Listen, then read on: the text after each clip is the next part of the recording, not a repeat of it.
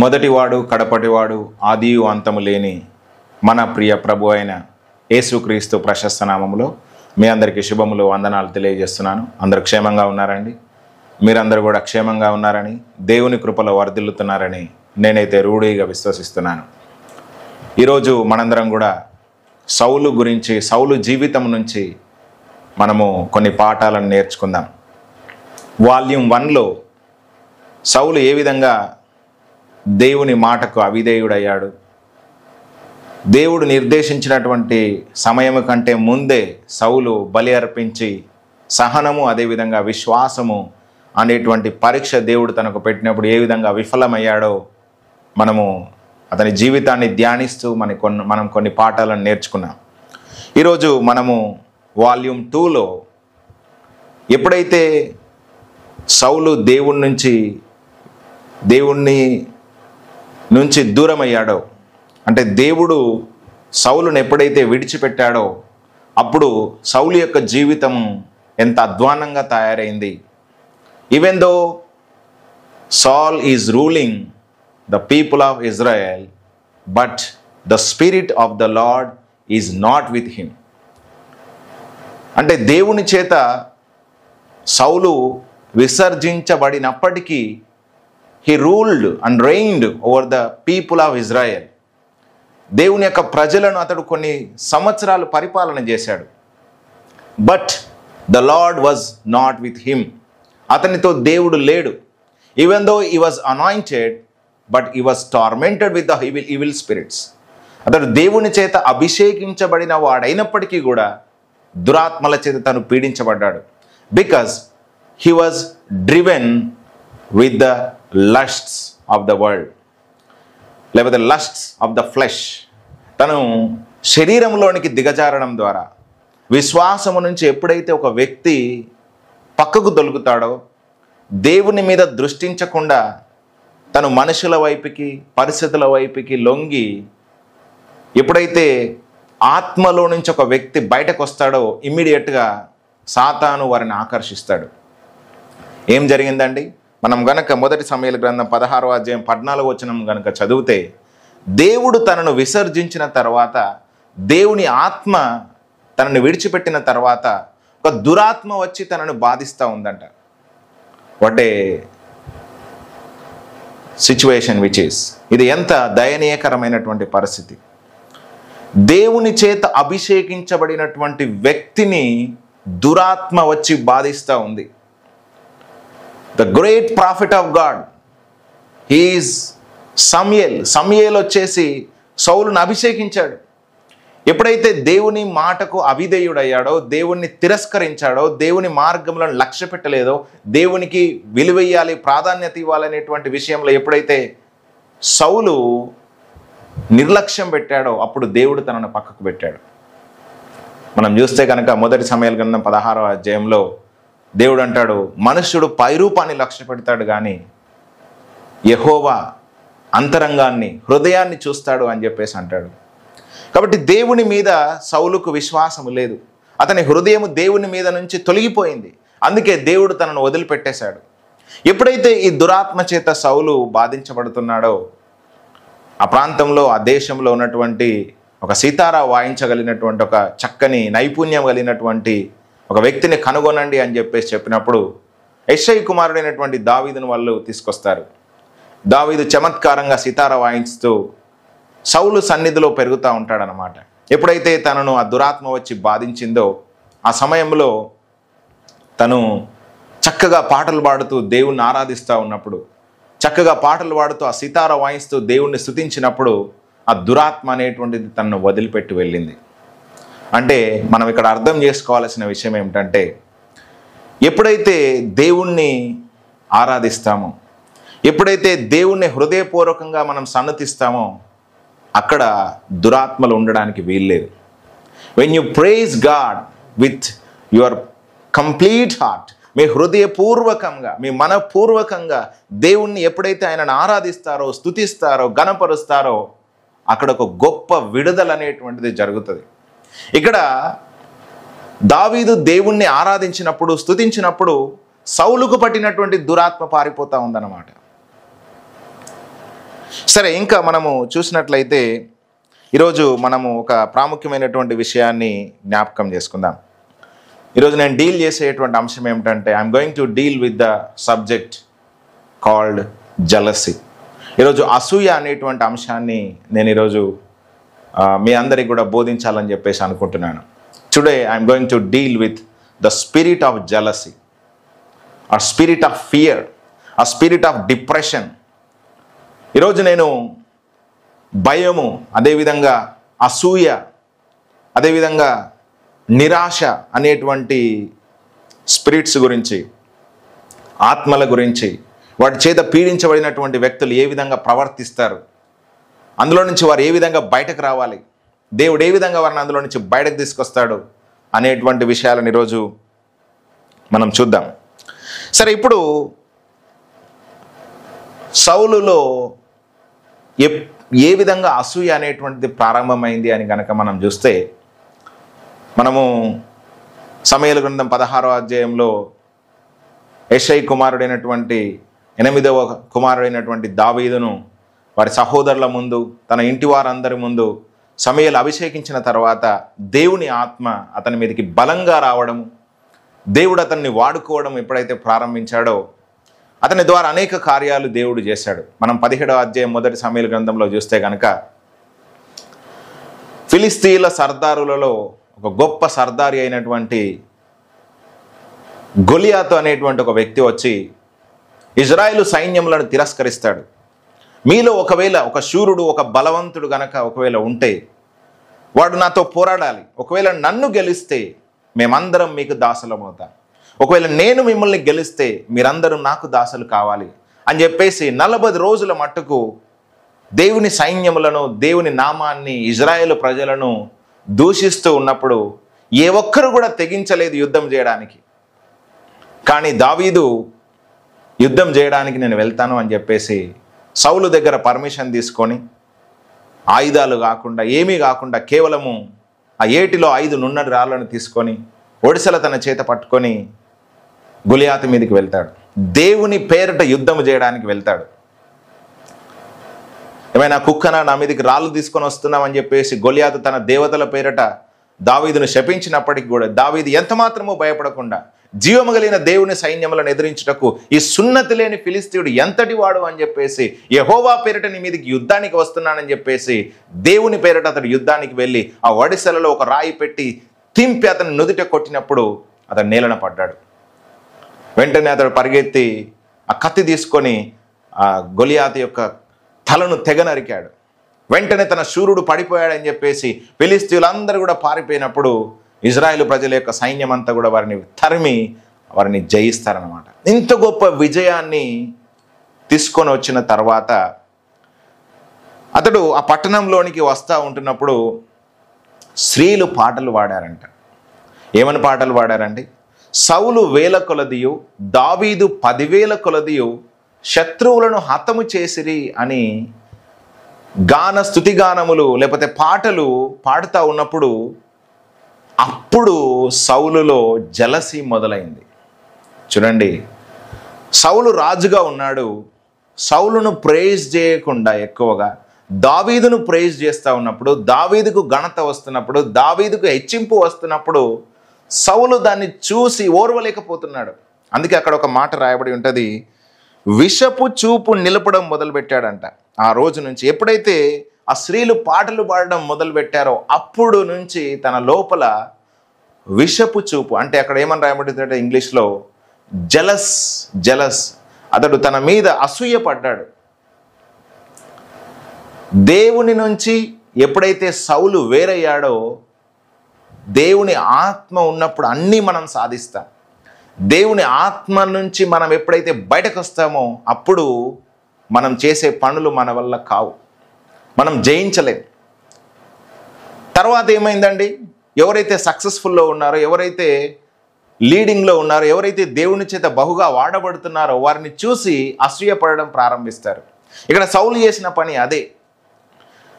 ఎప్పుడైతే దేవుడు గొప్ప కార్యమును, అద్భుత కార్యమును, ఒక శత్రువు అయినటువంటి గొలియాతును జయించి ఒక గొప్ప విజయాన్ని ఇజ్రాయేల్ ప్రజలందరికీ తీసుకొని వస్తే చివరికి రాజు అప్రిషియేట్ చేయకుండా, సౌలు రాజు ఘనత తీసుకురాకుండా తనని ఏ విధంగా చంపుదాము అని చెప్పేసి ప్లానింగ్స్ వేస్తూ ఉన్నాడు అనమాట.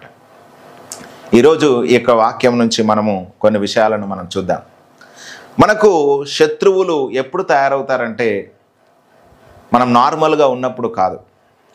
మన మీద అటాక్స్ ఎప్పుడు అవుతాయంటే మనము నార్మల్ లెవెల్లో జీవించినప్పుడు ఎప్పుడు కాదు. ఎప్పుడైతే మనము జాయింట్స్ను ఫేస్ చేస్తామో, ఎప్పుడైతే మనము జాయింట్స్ను స్లేయింగ్ చేస్తామో, ఎప్పుడైతే మనము అసాధారణమైనటువంటి కార్యములను దేవుని ద్వారా జరిగించడం మొదలు పెడతామో, ఇమ్మీడియట్గా మన మీద అసూయపడడం జనాలు ప్రారంభం చేస్తారు. మన మీద అసూయపడడం మన బంధువులే ప్రారంభం చేస్తారు. మన మీద అసూయపడడం మనకు బాగా దగ్గరగా తెలిసిన వాళ్ళే మన మీద పడడం ప్రారంభం చేస్తారు. వాళ్ళు ఏ విధంగానైనా ఇతన్ని కూలద్రోయాలి ఈ స్థితి నుంచి, ఏ విధంగానైనా ఇతన్ని పడగొట్టాలి ఈ స్థితి నుంచి అని చెప్పేసి జనాలు అనుకుంటూ ఉంటారన్నమాట. బట్ థ్యాంక్ గాడ్, దేవునికి వందనాలు. ఎందుకనంటే దేవుడు వారి చేతికి మనల్ని ఎప్పుడు కూడా అప్పగించడు. ఇక్కడ సౌలును కూడా దేవుడు ఎన్నటికీ దావీదును ఎన్నటికీ కూడా సౌలు చేతికి దేవుడు అప్పగించలేదు. నమ్మదగిన దేవుడుగా దావీదుకు తోడుగా ఉండి అన్ని విషయాల్లో తనకు సహాయం చేస్తూ వచ్చాడు. సరే, ఇక్కడ ఈరోజు మనము కొన్ని విషయాలను మనం చూద్దాం. ఎప్పుడైతే సౌలు 1000 కొలది, దావీదు 10,000 కొలది జనులను హతము చేసిరి అని స్త్రీలు పాటలు పాడారో, ఇమ్మీడియట్గా సౌలుకు కోపం వచ్చింది. అదేవిధంగా సౌలు డిసైడ్ అయ్యాడు ఏంటంటే ఎట్లనైనా దావీదును చంపాలి. అంటే డైరెక్ట్గా చంపకుండా ఇండైరెక్ట్గా అతన్ని ప్రమాదంలో పెట్టాలి అని చెప్పేసి డిసైడ్ అయ్యాడు. డిసైడ్ అయ్యి ఏం చేశాడంటే, మనము 1 సమూయేలు గ్రంథం 18వ అధ్యాయం 11వ వచనం కనుక చదివితే, దావీదును ఫిలిస్తీయుల చేతిలో హతము చేయనట్లు సౌలు తన దండులో చేర్చుకొనెను. ఎవరి చేతనంట? ఫ్రీక్వెంట్గా ఫిలిస్తీయులతో యుద్ధాలు జరుగుతాయి కాబట్టి ఇజ్రాయేలు ప్రజలకు, ఫిలిస్తీయులకు, ఇప్పుడు నేను ఒకవేళ నా సైన్యానికి కమాండర్గా గనక చేస్తే అతడు ముందెళ్తాడు కాబట్టి, ఒకవేళ గొలియాత్ అంటే ఏదో జయించాడు అనుకుందాం, నెక్స్ట్ చాలామంది శూరులు ఉన్నారు, వాళ్ళ చేతిలోనైనా దావీదు చచ్చిపోతాడేమో అని చెప్పేసి ఒక మనసు, ఒక జలస్ స్పిరిట్తో, లేకపోతే దావీదు యొక్క పతనాన్ని కోరుకొని ఒక చెడు ఆలోచన చేత ఏం చేస్తున్నాడంటే తన దండులో చేర్చుకున్నాడంట. His intentions are not right and not upright. సౌలు యొక్క ఇంటెన్షన్స్ అన్నీ కూడా, ఇన్నర్ ఫీలింగ్స్ అన్నీ, ఇన్నర్ థాట్స్ అన్నీ కూడా ఏ విధంగా దావీదును పతనం చేయాలి, ఏ విధంగా దావీదును పడగొట్టాలి, ఏ విధంగా నాకు పోటీ లేకుండా చేసుకోవాలి, ఏ విధంగా నెక్స్ట్ అతడు రాజు లీడింగ్ పొజిషన్లో ఉన్నాడు కదా, అతన్ని లేకుండా భూమి మీద చేస్తే ఎంత బాగుంటుంది అని చెప్పేసి కపట పన్నాగములను పన్నుతా ఉన్నాడు అనమాట. తన దండులో ఎందుకు చేర్చుకున్నాడంట? ఫిలిస్తీయుల చేతిలో హతము చేయనట్లు. చూడండి ఎంత ఘోరమైనటువంటి విషయం. గొప్ప విజయాన్ని సౌలు కొరకు తెచ్చినటువంటి దావీదును చంపాలని ఆలోచనలు చేస్తూ ఉన్నాడంట. ఇంకా మనం చూస్తే కనుక 18వ అధ్యాయం 21వ వచనంలో తన కుమార్తె అయినటువంటి మీకాలును ఇచ్చి పెళ్లి చేస్తాడు దావీదుకు. ఎందుకంట మీకాలు తనకు ఉరిగా ఉండినట్లు పెళ్లి చేశాడంట. ఇంకా మనం చూస్తే ఫిలిస్తీయుల చెయ్యి తన మీద ఉండునట్లు అతడు ఆలోచించాడంట. ఇంకా ఫిలిస్తీయుల చేత దావీదును పడగొట్టాలి అని చెప్పేసి అనుకున్నాడంట. ఈ విషయాలన్నీ కూడా 18వ అధ్యాయం 21వ వచనం, 25వ వచనంలో మనం చూడవచ్చు. 29వ వచనంలో మనం చూస్తే సౌలు ఎప్పుడు కూడా దావీదుకు విరోధంగానే ఉన్నాడంట. చూడండి, ఎప్పుడైతే ఈ విషపు చూపు లేకపోతే ఈ అసూయ అనేటువంటిది ఎప్పుడైతే తన హృదయంలో మొదలైందో అప్పుడు ఇమ్మీడియట్గా చంపాలి అని చెప్పేసి ఆలోచిస్తున్నాడు. అందుకే ఒక మాట పరమగీతంలో ఒక మాట ఉంటుంది, envy is as cruel as death అని ఉంటుంది. అంటే jealous or envy is as cruel as death. అంటే ఈర్ష్య పాతాళం అంత కఠోరమైనదంట, మరణం అంత కఠోరమైనది. కాబట్టి ఒక వ్యక్తి ఇంకొక వ్యక్తి మీద ఈర్ష్య పడినప్పుడు తన యొక్క స్థితిని మర్చిపోయి ప్రవర్తించడం మొదలు పెడతాడు. ఈ రోజుల్లో చాలామంది ఈ స్పిరిట్ చేత బాధపడుతూ ఉన్నారు. వారికంటే ఇంకొకరు మంచి స్థితిలో ఉంటే, సక్సెస్ఫుల్ పొజిషన్లో ఉంటే, లీడింగ్ పొజిషన్లో ఉంటే, వారి బిజినెస్ బాగా నడుస్తే, వారి పిల్లలు ఆరోగ్యంగా ఉంటే, వాళ్ళ పిల్లలకు మంచి ఆరోగ్యం ఉండి మంచి ర్యాంకులు వస్తే, లేకపోతే మంచి లైఫ్ను వాళ్ళు లీడ్ చేస్తూ ఉంటే, మంచి కుటుంబంలో వాళ్ళు ఉంటే, కార్లు కొనుక్కుంటే, బిల్డింగులు కడతా ఉంటే, వారు ఉన్నతమైనటువంటి స్థితికి వెళ్తూ ఉంటే వారిని చూసి ఓర్వలేనటువంటి వారు ఈరోజు ఎక్కువైపోయారు. ఓర్వలేక ఏం చేస్తున్నారంటే వారిని ఏ విధంగానైనా పడగొట్టాలి, ఏ విధంగానైనా వారి స్థితిని దీనస్థితికి తీసుకురావాలా, వారిని భూమి మీద ఉండకుండా చేయాలా అని చెప్పేసి ఎన్నో రకాల ప్రయత్నాలు చేస్తూ ఉన్నారు. అందులో భాగంగా కొంతమంది చేతబడులు చేస్తూ ఉంటారు. అందులో ఇంకా కొంతమంది వారి యొక్క పిల్లలను ఆ యొక్క చెడు అలవాట్లు నేర్పించి వారిని తప్పుద్రోవ పట్టిస్తూ ఉంటారు. లేకపోతే వారి కుటుంబంలో యజమానుడైనటువంటి వారిని తప్పుదోవలోనికి నడిపిస్తూ ఉంటారు. ఎన్నో గొడవలు పెట్టించాలని చెప్పేసి ప్రయత్నం చేస్తూ ఉంటారు. వాళ్ళ మధ్య అసమాధానం క్రియేట్ చేయాలని చెప్పేసి అనుకుంటూ ఉంటారు. ఈ విధంగా వాళ్ళు చేసి సాధించేది చివరికి ఏముంటుందంటే కర్స్, ఒక శాపాన్ని వాళ్ళు తెచ్చుకుంటారు. ఈరోజు ఈ వాక్యం వింటున్న నా ప్రియమైన సహోదరులారా, స్నేహితులారా, ఒకవేళ కనుక మీరు ఈ అసూయ అనేటువంటి ఆత్మచేత కనుక మీరు పీడించబడతా ఉంటే దేవుడు మిమ్మల్ని విడిపించమని చెప్పేసి మీరు ప్రార్థన చేయండి. సౌలు ఎప్పుడు కూడా తన గురించి తను ప్రార్థించుకున్నట్టుగా ఇక్కడ రాయబడి ఉండలేదు. దావీదు మనం చూస్తే దావీదు ఎన్నోసార్లు ప్రభువా ఈ దురభిమాన పాపంలో పడకుండా నన్ను కాపాడండి, దేవా నన్ను చూడండి అయ్యా, ఈ యొక్క పాపపు బంధకాల్లో ఉన్నానయ్యా, నేను తల్లి గర్భంలో నుంచి అట్లా పుట్టానయ్యా అని చెప్పేసి నలగొట్టుకొని తన బలహీనతల నిమిత్తమే అతడు ప్రార్థించినటువంటి వ్యక్తిగా కనబడతాడు. కానీ సౌలు ఏ ఒక్కసారి కూడా పశ్చాత్తాపడినట్టుగా, తన జీవితాన్ని మార్చుమని చెప్పేసి ప్రార్థించినట్టుగా, తన దేహంలో ఉన్న బలహీనతల నుంచి విడిపించుమని చెప్పేసి మొరపెట్టినట్లుగా ఎక్కడ కూడా ఉండదండి.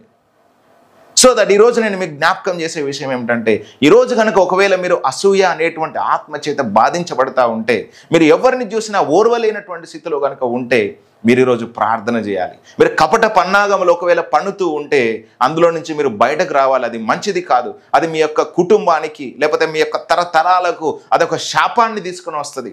అతని ద్వారా గొప్ప స్థితిలోనికి పోయిన వాడు ఎవడు కూడా లేడు. కాబట్టి ఈరోజు నేను దయతో, ప్రేమతో నా 2 చేతులు ఎత్తి మీకు నమస్కరించి చెప్పేది ఏంటంటే, ఒకవేళ మీరు ఇతరుల మీద అసూయ పడుతున్నారా, ఆ జలస్ చేత మీరు ఇతరులను త్రుటిలో పెట్టి, బాధలు పెట్టి, కృంగదీసే నానా మాటలని నిరుత్సాహపరిచి, వారిని అధైర్యపరిచి, వారు వెనుకపడి వారి జీవితాన్ని పాడు చేయాలని చెప్పేసి ఒకవేళ ప్రయత్నం చేస్తున్నారా, అది మంచిది కాదు. అది దేవుని దృష్టిలో గొప్ప నేరము.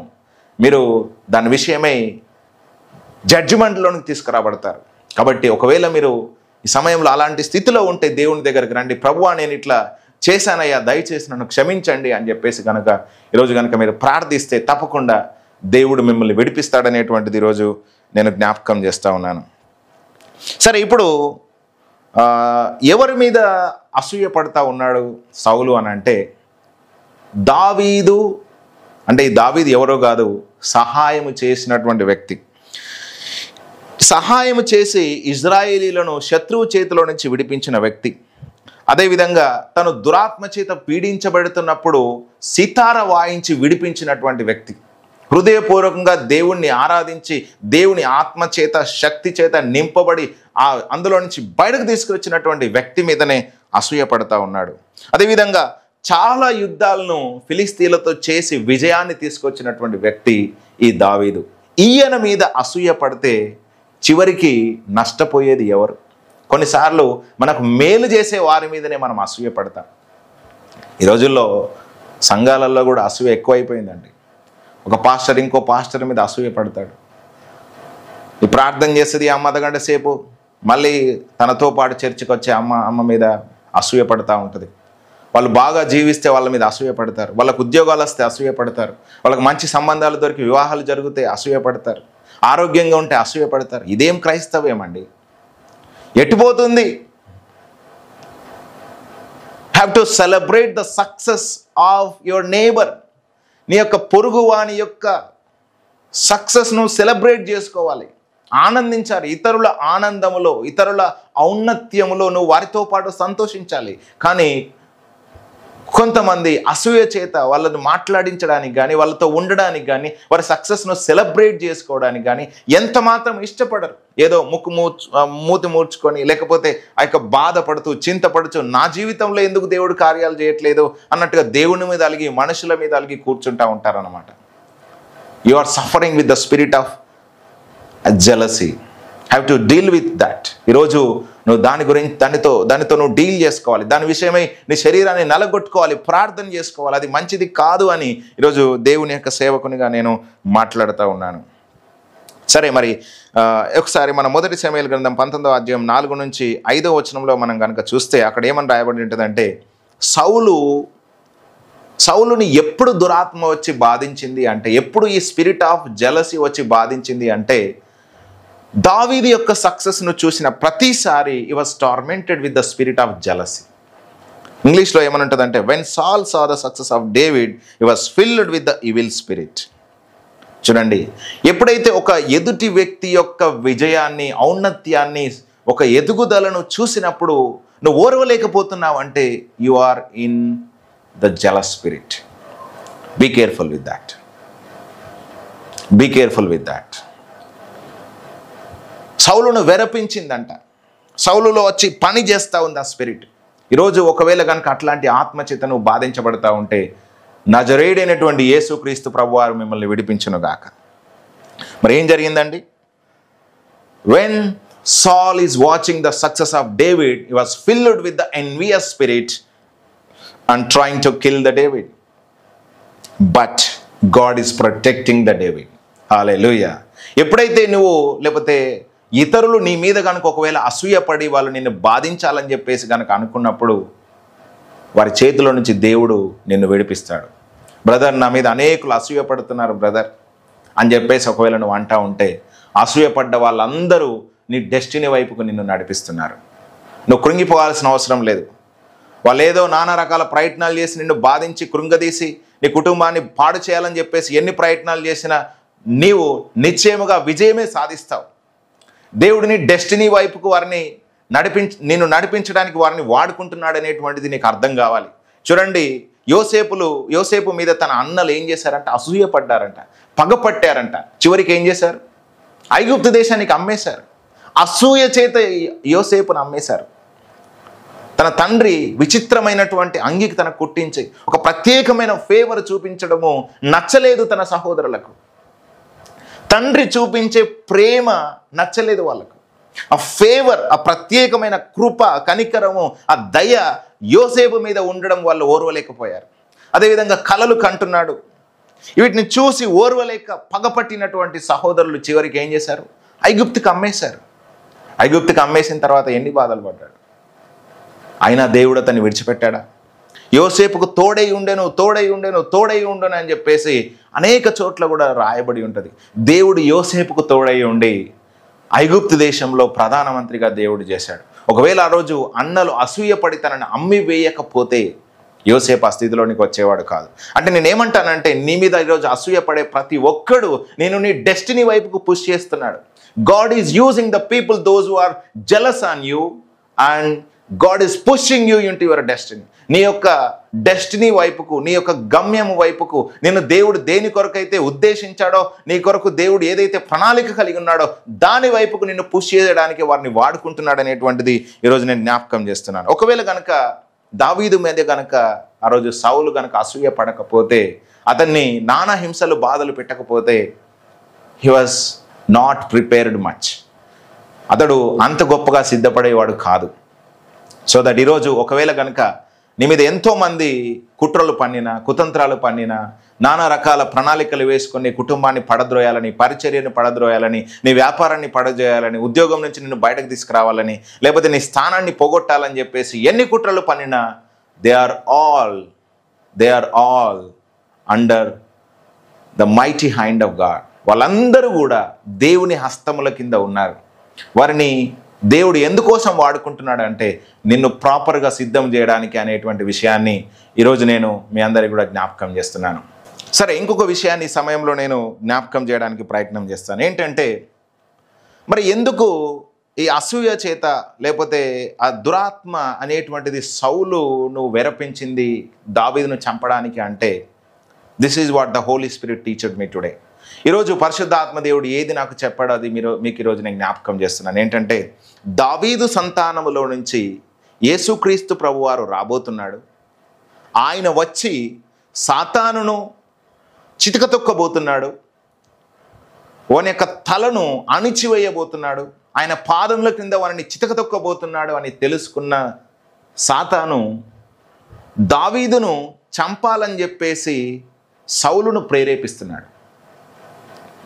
When you have the greater purpose, the devil is going to attack on you. మళ్ళొకసారి చెప్తాను.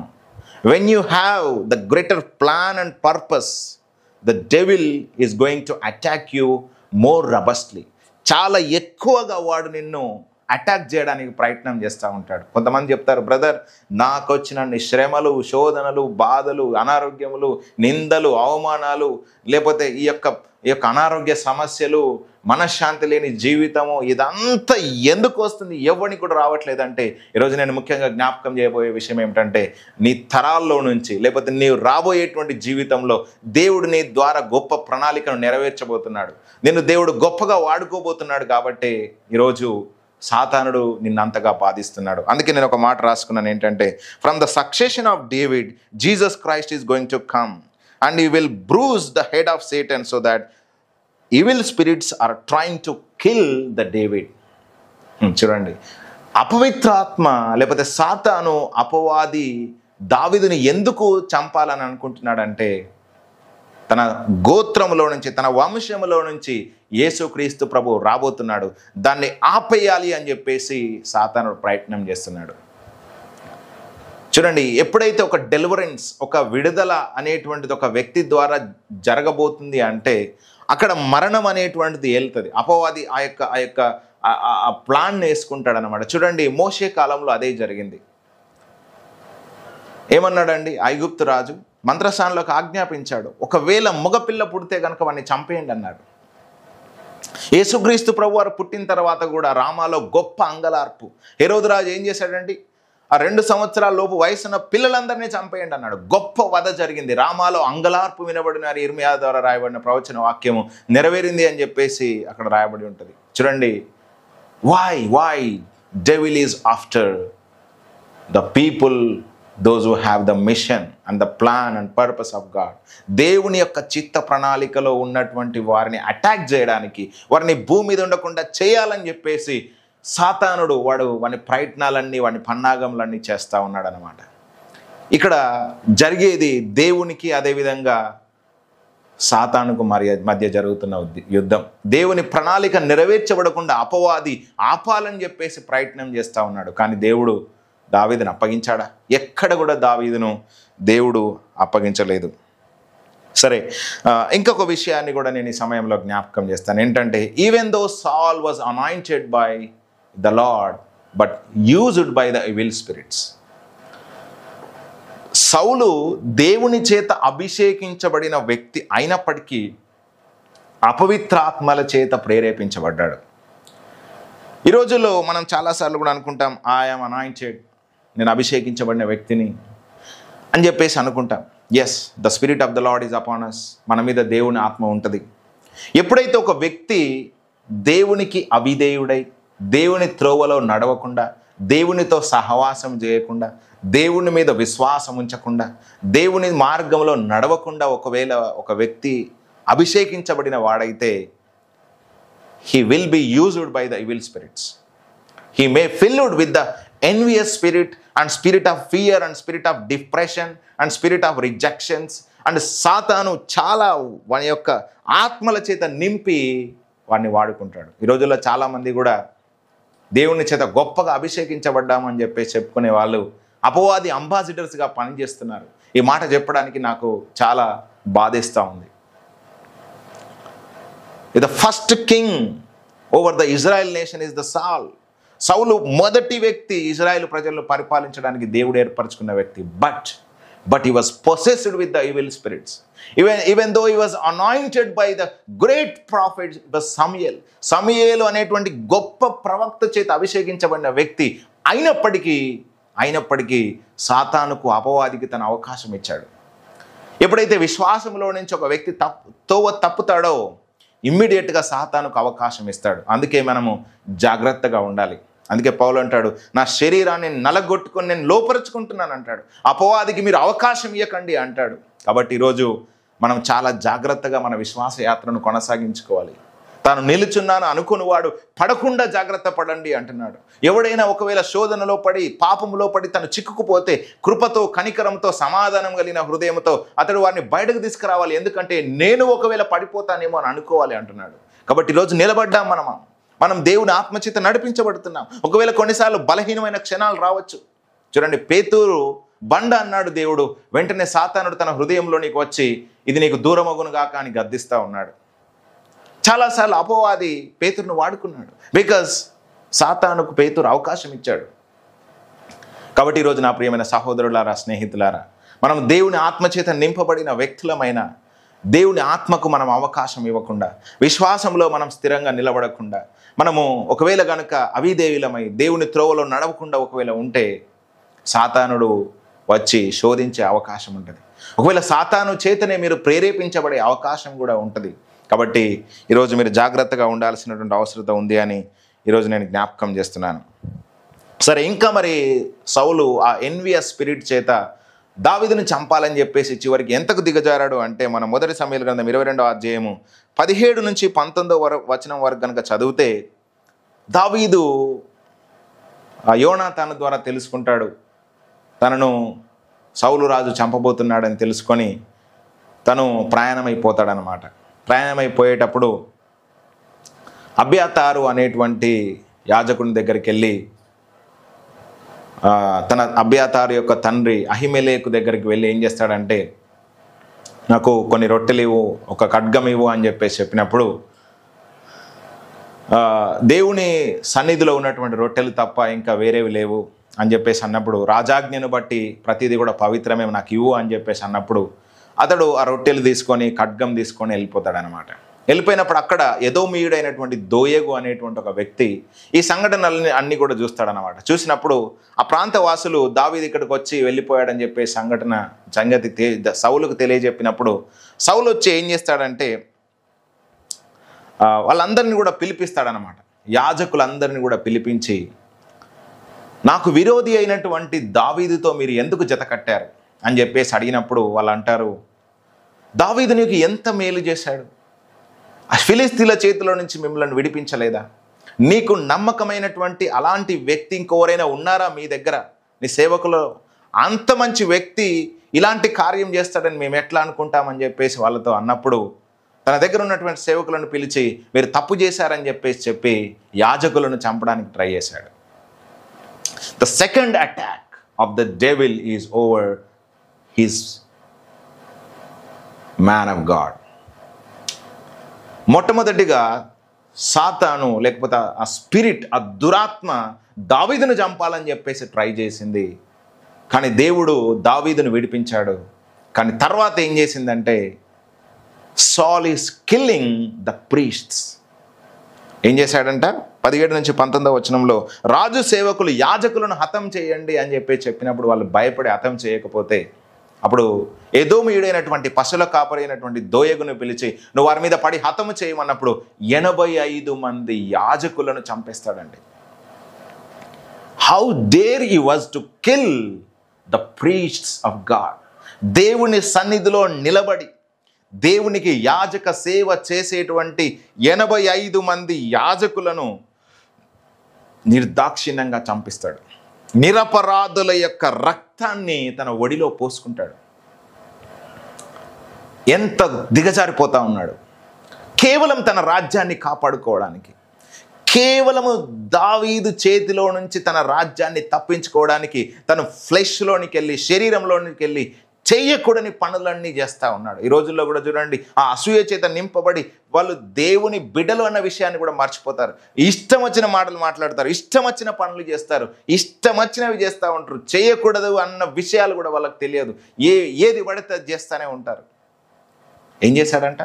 85 మంది రాజులను, 85 మంది యాజకులను చంపించడం మాత్రమే కాకుండా యాజకుల పట్టణమైనటువంటి నోబు కాపురస్తులను కత్తివాత హతం చేశాడంట. వారి పశువులను, వారి అందరినీ, పిల్లలను, లేకపోతే వారి యొక్క తల్లిదండ్రులను, వృద్ధులను, ప్రతి ఒక్కరిని హతం చేశాడు. యాజకులు అనేటువంటి వారు ఆ నోబు పట్టణంలో లేకుండా అందరినీ హతం చేశాడు. చూడండి, how the spirit of devil is operating against the work of God. దేవుని పనికి వ్యతిరేకంగా అపవాది వాని దూతలు ఎట్లా పనిచేస్తున్నాయో మనం ఇక్కడ అర్థం చేసుకోవాలి. ఎవరు మళ్ళీ? He was anointed by the Lord. He was anointed by the great prophet Samuel. సమూయేలు అనేటువంటి గొప్ప ప్రవక్త చేత అభిషేకించబడిన వ్యక్తే ఎవరికి వ్యతిరేకంగా పనిచేస్తున్నాడండి? దేవునికి వ్యతిరేకంగా పనిచేస్తూ ఉన్నాడు. దేవుని సేవకులను చంపించేశాడు. ఈ రోజుల్లో కూడా జరగట్లేదా అండి? దేవుని పేరు చెప్పుకొని దేవుని సేవ చేస్తున్న వారిని అటాక్ చేసే వాళ్ళు ఎంతమంది లేరు? ఎంతమంది సేవకులు ఈరోజు మరణపు పడకలో ఉన్నారు? ఎంతమంది బయట కూడా కాదండి, మనలో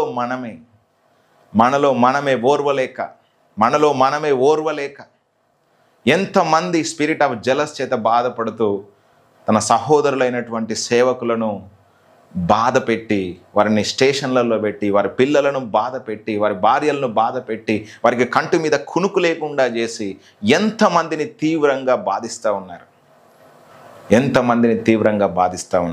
ఈరోజు నా ప్రియమైన సహోదరులారా, స్నేహితులారా, ఒకవేళ కనుక మీరు అన్యాయంగా బాధించబడుతూ ఉంటే దేవుడు మీకు సహాయం చేస్తాడు అంటున్నాను. ఒకవేళ మీరు కనుక అన్యాయంగా ఎవరినైనా బాధిస్తే మీరు దాని నుంచి బయటకు రావడానికి మీరు ప్రార్థన చేయాలి అని చెప్పేసి ఈరోజు నేను జ్ఞాపకం చేస్తూ ఉన్నాను. అందుకే ఒక మాట రాయిస్తున్నాను ఏంటంటే, he didn't have the fear of the lord and the devil work to kill the priests. దేవునికి ఎంత మాత్రము సౌలు భయపడలేదు, అదేవిధంగా దైవ సేవకులను అతడు చంపేశాడు. ఇంత గొప్ప తప్పు తన జీవితంలో చేశాడనేటువంటిది మనం చూస్తాం. ఇంకా మనం చూస్తే 1 సమూయేలు 23:14 కనుక చూస్తే, సౌలు అనుదినము అతన్ని వెతికినను దేవుడు సౌలు చేతికి దావీదును అప్పగించలేదు. దావీదు ఎక్కడున్నాడో సౌలు తెలుసుకుంటున్నాడు, చంపాలని వెతుకుతున్నాడు. వెతికిన ప్రతిసారి దావీదును దేవుడు అప్పగించట్లేదు. God is protecting his people. దేవుడు తన ప్రజలను తప్పకుండా కాపాడుకుంటాడు. ప్రతిరోజు సౌలు దావీదును వెతుకుతున్నప్పటికీ ఎక్కడ కూడా దావీదును దేవుడు సౌలుకు అప్పగించలేదు. ఎన్నో ప్రయత్నాలు చేసి దావీదును భూమి మీద లేకుండా చేయాలని ఎన్నో ప్రయత్నాలు పన్నాగాలు చేసిన దేవుడు దావీదును అనుదినం కాపాడుతూనే ఉన్నాడు. ఈరోజు ఈ వాక్యం వింటున్న మిమ్మల్ని మీ శత్రువు చేతిలో నుంచి కాపాడుతాడు. మీ మీద అసూయపడి మిమ్మల్ని కృంగదీయాలన్న వారి చేతిలో నుంచి కాపాడుతాడు. మీరున్నటువంటి స్థితి నుంచి దిగదార్చాలని చెప్పేసి శత్రువైన సాతాను, అదేవిధంగా ప్రజలందరూ కలిసి పన్నుతున్న కపట పన్నాగములన్నిటి నుంచి దేవుడు మిమ్మల్ని కాపాడుతాడు. Because the Lord is with you. ఎందుకనంటే దేవుడు మీతో ఉన్నాడు, మీ పక్షంలో ఉన్నాడు. మీరు దేవుని ఆత్మచేత నింపబడినటువంటి వ్యక్తులు, దేవునితో మీరు సహవాసం చేసేటువంటి వ్యక్తులు, దేవుని యందు మీరు భయభక్తులు కలిగినటువంటి వ్యక్తులు, దేవుణ్ణి మీరు ఆధారంగా చేసుకున్నటువంటి వ్యక్తులు, దేవుని మీద మీరు విశ్వాసం ఉంచినటువంటి వ్యక్తులు. కాబట్టి ఆయన మిమ్మల్ని నిశ్చయముగా కాపాడుతాడు. మనం కనుక ఒకవేళ చూస్తే 24వ అధ్యాయం 1 సమూయేలు గ్రంథంలో కావచ్చు, 26వ అధ్యాయంలో కావచ్చు, దావీదుకు చేతికే దేవుడు సౌలును 2 సార్లు అప్పగించాడు. ఆ గుహలోనికి వెళ్ళినప్పుడు అప్పగించాడు. అదేవిధంగా ఎక్కడ అంటే శత్రువు అని అనుకొని ఎక్కడికి వెళ్తాడంటే ప్రాంతంకి వెళ్ళినప్పుడు దేవుడు దావీదుకు అప్పగిస్తాడు. రాత్రి వీళ్ళందరూ కూడా గాఢ నిద్రపోతారు. అబ్నేరు, అదేవిధంగా ఆ సౌలు, వీళ్ళందరూ కూడా పడుకున్నప్పుడు అభిషేక్తో పాటు దావీదు వారి దండులోనికి వెళ్ళి అతని ఈటెను, తన నీళ్ళ బుడ్డిని తీసుకొని వస్తాడనమాట. 2 సార్లు దావీదుకు సౌలును అప్పగించినప్పుడు దావీదు చంపకుండా కాపాడతాడనమాట. The difference between the David and Saul. సౌలేమో దావీదును చంపాలని ప్రయత్నం చేస్తే దావీదుకు దేవుడు సౌలును అప్పగిస్తూ ఉన్నాడు. That is the difference. దేవుడు నీతో ఉంటే నీ శత్రువు చేతికి నువ్వు అప్పగించబడవు, కానీ శత్రువునే దేవుడు నీకు అప్పగిస్తూ ఉంటాడు. శత్రువుని నీకు అప్పగిస్తూ ఉంటాడు. నిన్ను ఇరికియాలని చెప్పేసి నీ మీద అసూయపడి ఎంతోమంది ఎన్నో ప్రయత్నాలు చేసినా దేవుడు నీ పక్షమున ఉన్నాడు కాబట్టి వారిని నీకు అప్పగిస్తాడు. వారి తప్పులని నీకు చిక్కిస్తాడు. వారిని ఎక్కడో నువ్వు అణిచివేసేలాగా దేవుడు సహాయం చేస్తాడు. ఎందుకంటే God is with you and is your side. నీ పక్షమున ఉన్నాడు కాబట్టి ఎప్పటికీ కూడా నువ్వు శత్రువు చేతిలో అణిచివేయబడవు. శత్రువు యొక్క చేయి నీ మీద ఉండదు. దేవుడు నిన్ను తప్పకుండా విడిపిస్తాడు, కాపాడుతాడు అనేటువంటిది ఈరోజు నేను జ్ఞాపకం చేస్తూ ఉన్నాను. కాబట్టి ఇక్కడ అంటాడు ఏంటంటే, సౌలే అంటాడు, నా అపకారానికి నువ్వు ఉపకారం చేశావు. ఒకవేళ శత్రువు దొరికితే ప్రాణంతో బ్రతికి విడిచిపెట్టేవాడు ఓడున్నాడయ్యా, నువ్వు విడిచిపెడుతున్నావు. ఎందుకు దేవుని చేత నువ్వు దేవుని ఆత్మచేత నువ్వు నింపబడ్డావు అని చెప్తే ఏమంటాడంటే, నీకు దేవుడు మేలు చేస్తాడు, నేను కీడు చేయాలని అనుకున్నాను, నాకు మేలు చేశావు కదా, నువ్వు నిశ్చయంగా రాజు అవుతావు అని చెప్పేసి సౌలే తనను ఆశీర్వదించినట్టుగా మనం చూస్తాం. ఒకసారి ఇదే మొదటి సమూయేలు గ్రంథం 24వ అధ్యాయం 17 నుంచి 22వ వచనంలోను, అదేవిధంగా మొదటి సమూయేలు గ్రంథం 26వ అధ్యాయంలోను మనము చూడొచ్చు అన్నమాట. కాబట్టి మనము ఈరోజు ముఖ్యంగా జలస్ అనేటువంటి ఆత్మ గురించి మనం మాట్లాడుతూ ఉన్నాం. ఇది చాలా ప్రమాదకరమైనటువంటిది. చివరికి ఎంతటి దిగజారిన పరిస్థితిలోనికి వెళ్ళాడంటే, అతడు దేవుడి నుంచి దూరం అయిపోయాడు. తర్వాత మనం 28వ అధ్యాయంలోని కనుక చూస్తే, కర్ణ పిశాచుల యొద్ద, మంత్రగాళ్ళ యొద్ద, చిల్లంగి వేషాలు వేసే వాళ్ళ దగ్గరికి సౌలు వెళ్ళి, ఫిలిస్తీన్లతో యుద్ధంలోకి వెళ్తున్నాను, నేను జయిస్తానా జయించనా అని చెప్పేసి విచారిస్తూ ఉన్నాడు. ఎంత దిగజారిపోయాడండి. చివరికి దేవుణ్ణి బొత్తిగా విసర్జించి దేవుని యొద్ద విచారణ చేసినప్పుడు సమాధానం రాకపోయేసరికి తను ఎక్కడికి వెళ్ళాడంట? మాంత్రికుల దగ్గరికి వెళ్ళాడు. జోస్యం చెప్పే వాళ్ళ దగ్గరికి వెళ్ళి విచారణ చేస్తూ ఉన్నాడు. ఏ కర్ణ పిశాచి చిల్లంగి వారిని దేశంలో నుంచి వెళ్ళగొట్టాడో వారినే వెతుక్కుంటూ వెళ్ళాడు. ఎంత దయనీయకరమైన పరిస్థితి. అప్పుడు సమూయేలు వచ్చి ఏమంటాడు? యెహోవా నిన్ను ఎడబాసి నీకు పగవాడు కాగా నన్ను పిలిస్తే నీకేమొస్తుందయ్యా? నేను ఆల్రెడీ చెప్పాను, అమాలేకీయుల విషయంలో దేవుని యొక్క తీక్షణమైన కోపాన్ని నువ్వు నెరవేర్చలేదు కాబట్టి నిన్ను దేవుడు విసర్జించాడు. నీకు ప్రతిగా ఇంకొకరిని రాజుగా ఏర్పాటు చేసుకున్నాడు. ఖచ్చితంగా నీవు నీ కుమారుడు ఈరోజు మరణిస్తారు, నాతో పాటు ఉంటారని చెప్పేసి సమూయేలు అంటాడు. తర్వాత యుద్ధం జరుగుతుంది ఫిలిస్తీన్లతో. ఘోరంగా వాళ్ళు ఓడిపోతూ ఉంటారు. 31వ అధ్యాయంలో మనం చూస్తే, మొదటి సమూయేలు గ్రంథంలో తన కత్తి మీద తనుబడి చచ్చిపోతాడనమాట. ఎంత దయనీయకరమైన పరిస్థితి. ఒక అభిషేకించబడిన వ్యక్తి, ఎవడు తన ప్రాణాన్ని తీయడానికి వీలుండదండి. అభిషేకించబడిన వ్యక్తిని ఎవడు ముట్టుకోవడానికి దేవుడు అవకాశం ఇయ్యడు.